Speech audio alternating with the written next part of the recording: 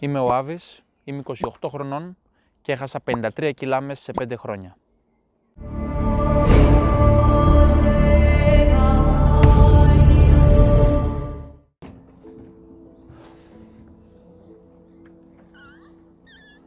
Ήρθε η ώρα για αυτό το βίντεο.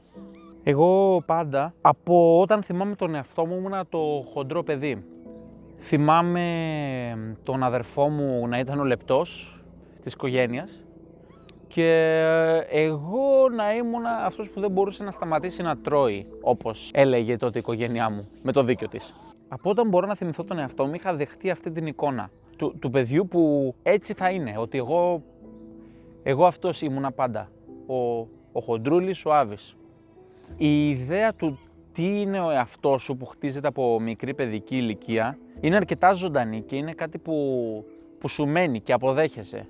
Το θέμα είναι ότι εγώ πάντα πίστευα ότι δεν ήμουνα προβληματικά χοντρός, πίστευα ότι ήμουνα αυτό που λέμε χοντρούλης, γεματούλης και εν μέρει έφταιγα κι εγώ που δεν το δεχόμουνα, αλλά απ' την άλλη πιστεύω ότι έφταιγε πάρα πολύ και ο περίγυρος. Είχα όλο τον κόσμο να μου λέει δεν είσαι χοντρός, είσαι στρουμπουλός, εντάξει, θα ψηλώσεις και διάφορες τέτοιες χαζομάρες που εγώ τις χρησιμοποιούσα πιο πολύ σαν δικαιολογίες για να συνεχίζω την κατάσταση που έκανα. Το πρόβλημα σίγουρα ξεκίνησε χάρη στην οικογένειά μου. Δεν φταίνε αυτοί, προφανώς ο κάθε άνθρωπος παίρνει τις αποφάσεις του. Αλλά όπως και αν το κάνεις όταν έχεις ένα σπίτι που είναι γεμάτο φαγητό, αλλά χωρίς κάποια διατροφική συνέπεια, το θέμα είναι ότι προφανώς υπάρχει μεγάλη περίπτωση οποιοδήποτε παιδί να εθιστεί στα λεγόμενα νόστιμα φαγητά και να καταναλώνει μεγάλες ποσότητες από αυτά. Βέβαια ήμουν πολύ τυχερός που μου άρεσαν επίσης πάρα πολύ και οι σαλάτες. Μια πραγματικότητα που μου είχε κάνει πάρα πολύ εντύπωση ήταν ότι ο κόσμος πιστεύει ότι όταν είσαι χοντρός, απλά τρως τα παχυντικά και τέλος. Αυτό δεν ισχύει. Σ' αρέσουν όλα τα φαγητά. Σου λένε πήγαινε φάει μια σαλάτα. Εννοείται ότι θα φάω τη σαλάτα, απλά θα φάω και όλα τα υπόλοιπα. Θυμάμαι όταν ήμουνα στο Λύκειο, ενώ είχα ρε παιδί μου απλά το σαντουιτσάκι μου, το απλό, δεν είχε κάτι μέσα, είχε τυρί και ζαμπόν. Επειδή είχα τα παραπανήσια κιλά που είχα, να μου λένε πάλι τρως. Ήταν το διάλειμμα του σχολείου, όλοι τρώγανε, αλλά επειδή εγώ ήμουνα ο χοντρός, έπρεπε να ρωτήσουν εμένα αν πάλι τρώω. Το καλό όμως είναι ότι κάπου στην τρίτη γυμνασίου άρχισε να μ' αρέσει σοβαρά το μπασκετάκι. Αυτό βοήθησε πολύ στο να ισορροπήσω λίγο το βάρος μου και να πάψω την κάθετη άνοδο, γιατί ξαφνικά έκανα κάτι που μου άρεσε και με βοηθούσε να κάψω τις ατελείωτες θερμίδες που κατανάλωνα. Θυμάμαι φορές που καθόμουν και έκανα κοπάνα από το μάθημα προκειμένου να πάω να κάνω σουτάκια, να πάω να φτιάξω λίγο την τρίπλα μου. Και γενικά μέχρι την τρίτη λυκείου το μπάσκετ έπαιξε ένα πολύ μεγάλο κομμάτι στη ζωή μου. Δυστυχώς όμως στην τρίτη λυκείου λόγω των Πανελληνίων σταμάτησα να παίζω τόσο πολύ μπάσκετ. Κάπου εκεί στο πρώτο-δεύτερο έτος είχα φτάσει το πιο ψηλό βάρος μου ποτέ, που ήταν 135 κιλά. Απέφευγα οποιοδήποτε είδους δραστηριότητα για να μην χαλάσει το μαλλί. Και προφανώς η αναπνοή μου, η διάθεσή μου, η ενέργειά μου είχε αρχίσει να μοιάζει με ίδια ενός σαραντάρι, ενώ ήμουνα 20 χρονών. Το πιο low σημείο που θυμάμαι είναι να παίρνω τηλέφωνο μια πιτσαρία που είναι με το μέτρο, όσο ήμουνα στο αμάξι, και να τους ζητάω να μου φτιάξουν μια ολόκληρη πίτσα για μένα. Σε πίτσα που πουλάνε με το μέτρο, συνήθως πας και παίρνεις μια λωρίδα.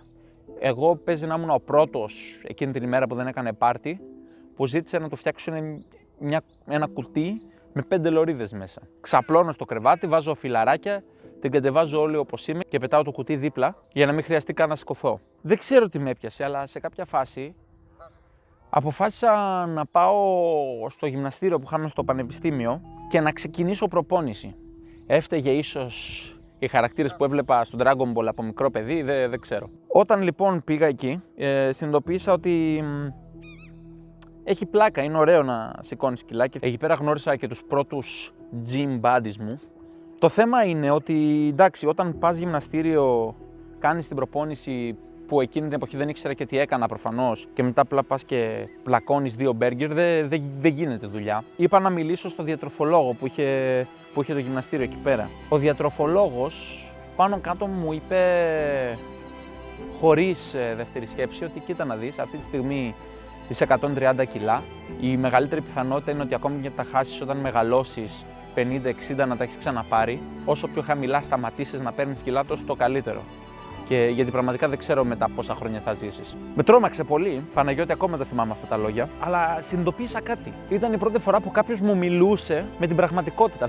Στην αρχή νόμιζα ότι ήταν αυστηρός, ενώ αποδεικνύεται ότι απλά ήταν ο πρώτος άνθρωπος που μου μίλησε όπως είναι τα πράγματα. Μου είπε, φίλε, είσαι παχύσαρκος και κινδυνεύεις. Όλος τυχαίως, εκείνη την περίοδο, ένας φίλος μου το είχε γυρίσει vegan για ηθικούς λόγους. Όπως έψαχνα απελπισμένος διατροφές, αποφασίζω να ρίξω μία ματιά σε όλο αυτό το vegan. Και βλέποντας διάφορα ντοκιμαντεράκια και παρουσιάσεις ιατρικού περιεχομένου, είδα ότι πολλοί ισχυριζόντουσαν ότι μια σωστή vegan διατροφή είναι ένας πάρα πολύ καλός και υγιής τρόπος να ζήσεις. Οπότε είπα εγώ να πάρω αυτό το 60-day challenge, γιατί πάνω κάτω είχα δοκιμάσει οτιδήποτε άλλο και εμένα δεν μου λειτουργούσε τίποτα. Ξεκινώντας αυτό, τι συνειδητοποίησα? Ότι ο τρόπος με τον οποίο εγώ λειτουργώ ήταν προφανώς διαφορετικός από ό,τι λειτουργούν άλλοι άνθρωποι. Θυμάμαι κάθε φορά που ξεκινούσα την αναλυτική διατροφή που μου δίνει ο διατροφολόγος, μου είχε κοτόπουλο, μου είχε cottage, μου είχε ένα σωρό υγιείς τροφές, τις οποίες εγώ ξεκινούσα να τις τρώω, τις έτρωγα μια εβδομάδα, αλλά μετά βαριόμουν και πήγαινα και έτρωγα αυτά που μ' άρεσαν. Συνειδητοποίησα ότι εγώ δεν μπορούσα να περιορίσω τον εαυτό μου, αλλά από ό,τι φαίνεται μπορούσα να το κόψω τη ρίζα. Όπως σας είχα πει στο Q&A, έχω τη θεωρία της πίτσας. Δηλαδή, στην ουσία, φανταστείτε ότι είστε πάρα πολύ πεινασμένοι, σας φέρνω μια πίτσα και σας λέω ή θα φάτε ένα κομμάτι ή καθόλου. Λοιπόν, εγώ σε αυτό θα πω καθόλου, γιατί μου είναι πολύ πιο εύκολο να μην φάω καθόλου από το να φάω ένα κομμάτι και μετά με έναν μαγικό τρόπο να πρέπει να κρατηθώ. Έτσι ήμουνα λοιπόν και με το κρέας και με τα γαλακτοκομικά. Κάπως έτσι και σε μένα έπιασε η vegan διατροφή. Μου ήταν πολύ πιο εύκολο να κόψω κρέατα γαλακτοκομικά από τη ρίζα από το να φάω cottage και κοτόπουλο. Ξεκινώντας λοιπόν αυτή τη διατροφή και μετά, επειδή πραγματικά δεν με ένοιαζε τι θα έτρωγα, δηλαδή ποτέ δεν είχα τη διάθεση να φάω 50 κιλά φασόλια. Εγώ που είχα, ας πούμε, τρέλα με τη φέτα, ερχόμουν κάτι βράδια 2 η ώρα το πρωί, έβγαζα μισό κιλό φέτα και το έτρωγα. Τώρα, επειδή δεν μπορούσα πια να το κάνω αυτό γιατί είχα κόψει τα γαλακτοκομικά, έβγαζα 1 κιλό ντομάτες και έτρωγα. Τι είναι 1 κιλό ντομάτες θερμιδικά σε σχέση με τη φέτα? Τίποτα. Οπότε φρόντιζα να πάρω την πρωτεΐνη μου, το σίδερό μου, ό,τι χρειαζόταν να πάρω από τις τροφές κανονικές. Και μετά, άμα με έπιανε λιγούρα, πλάκωνα λαχανικά, πλάκωνα ό,τι και να πλάκωνα στην τελική, ήταν πολύ καλύτερο από οτιδήποτε έτρωγα. Με το που άρχισα να βλέπω αποτελέσματα, για πρώτη φορά είχα διάθεση να συνεχίσω αυτό που κάνω. Αντίστοιχα λοιπόν, σε κάποια φάση, όταν είχα συνειδητοποιήσει ότι όταν είχα αρχίσει πλέον να βαριέμαι το καθημερινό γυμναστήριο, έτυχε να κανονίσω να πάω μαζί με τον φίλο μου τον George Michael στο Fitness Expo, στον Γκάζι. Εκεί πέρα γνώρισα τον Χριστάρα, φίλο και προπονητή που διδάσκει Strongman, και αμέσως ερωτεύτηκα με το άθλημα. Ξαφνικά μπορούσα να ασχοληθώ με τη δύναμη που ήταν το μόνο που μου άρεσε, αγωνιστικά. Οπότε απέκτησα και ένα καινούριο χόμπι, το οποίο όντως μου άρεσε και με βοηθούσε να συνεχίσω το σκοπό μου. Μου πήρε στην ουσία 5 χρόνια για να φτάσω στο χαμηλότερο βάρος που έχω φτάσει ποτέ. Όπως σας είπα, το ψηλότερο βάρος που έφτασα ποτέ ήταν 135 κιλά. Τη μέρα των Dean Stones ζύγιζα 82. Για να χάσω αυτά τα 53 κιλά μου πήρε 5 χρόνια. Θα μπορούσα να τα είχα χάσει πολύ νωρίτερα άμα είχα συνειδητοποιήσει κάποια πράγματα. Για να μπείτε στη διαδικασία να χάσετε κιλά, για μένα θέλει 3 παράγοντες. Θέλει decision, passion και commitment. Decision είναι να το πάρετε απόφαση. Άμα δεν το πάρετε απόφαση, δεν θα χάσετε ποτέ κιλά. Το μεγαλύτερό μου θέμα εμένα ήταν να φάω εκείνη τη σφαλιάρα και να αποφασίσω ότι κάτι πρέπει να κάνω. Η σφαλιάρα του Παναγιώτη με έβαλε σε τάξη. Το passion πάει στο πάθος, να βρείτε κάτι που σας αρέσει όντως. Κάτι που μπορείτε να δεσμευτείτε, όχι που θα πάτε 1, 2, 3 φορές και απλά θα πείτε μπράβο. Κάτι που όντως να σας αρέσει, όπως εγώ κατάφερα και βρήκα το Strongman ή όπως είχα βρει το μπάσκετ. Και το commitment είναι στην ουσία η συμφωνία η οποία κάνετε με τον εαυτό σας να το πετύχετε. Όλα αυτά λειτουργούν βάζοντας πάνω και το term consistency, συνοχή. Ό,τι απόφαση και να πάρετε, άμα δεν μπείτε στη διαδικασία να το ακολουθήσετε κατά γράμμα, χωρίς να χάνετε μέρα, χωρίς δικαιολογία, χωρίς τίποτα, δεν πρόκειται να το πετύχετε. Οποιοσδήποτε στόχος. Είναι η συνοχή, είναι το commitment, είναι το πάθος που έχετε για κάτι, είναι η απόφαση που πήρατε, είναι αυτό που θα σας κάνει να πετύχετε το στόχο σας. Αυτή τη στιγμή εγώ είμαι πιο δυνατός, πιο γρήγορος, πιο υγιής και πιο χαρούμενος από ποτέ. Άμα δεν είμαστε χαρούμενοι και υγιείς, τίποτα δεν έχει νόημα. Μου είχατε ζητήσει πολύ να βγάλω αυτό το βίντεο και Ήταν κάτι που το όσπρωχνα, αλλά νομίζω πως ήταν καιρός.